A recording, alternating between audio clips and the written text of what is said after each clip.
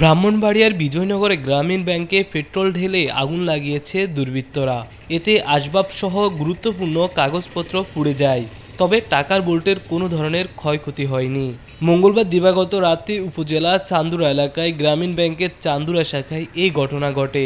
চান্দুরা ব্রাঞ্চের ম্যানেজার মোহাম্মদ কলিম উদ্দিন জানান, মঙ্গলবার রাত 2টার দিকে বাইরে থেকে পেট্রোল ঢেলে আগুন লাগানো হয়। নাইট গার্ড বিষয়টি বুঝতে পেরে তাদেরকে অবহিত করেন। স্থানীয়দের সঙ্গে নিয়ে আগুন নিয়ন্ত্রণে আনা হয়। এরই মধ্যে খবর পেয়ে ফায়ার সার্ভিস এসে আগুন পুরোপুরি নেভায়। এই বিষয়ে থানায় লিখিতভাবে অভিযোগ করা হবে বলে উল্লেখ করেন ওই কর্মকর্তা। বিজয়নগর থানার ভারপ্রাপ্ত কর্মকর্তা ওসি শহীদুল ইসলাম জানান, খবর পেয়ে ঘটনাস্থল পরিদর্শন করা হয়েছে, তবে কে বা কারা আগুন লাগিয়েছে বিষয়টি খতিয়ে দেখা হচ্ছে।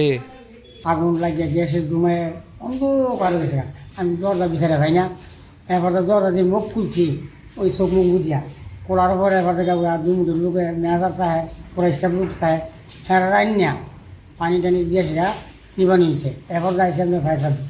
বিষয়টা যখন আমরা শুনছি যে গ্রামীণ ব্যাংকে দুর্বৃত্তরা আগুন দিয়েছে, তখন শোনার পরে আমি এখানে আসছি, আইসা দেখলাম যে অবস্থা আগুন দিছে, এটা আসলে কোনো দুঃখজনক কাজ। এরকম কাজ করা এটা কঠিন, কোনো সময় ঠিক না। কারণ এটা তো তাদের কোনো ক্ষতিকারক না, এটা তো উপকারের জিনিস। কারণ এটা ক্ষতি করলো কেন?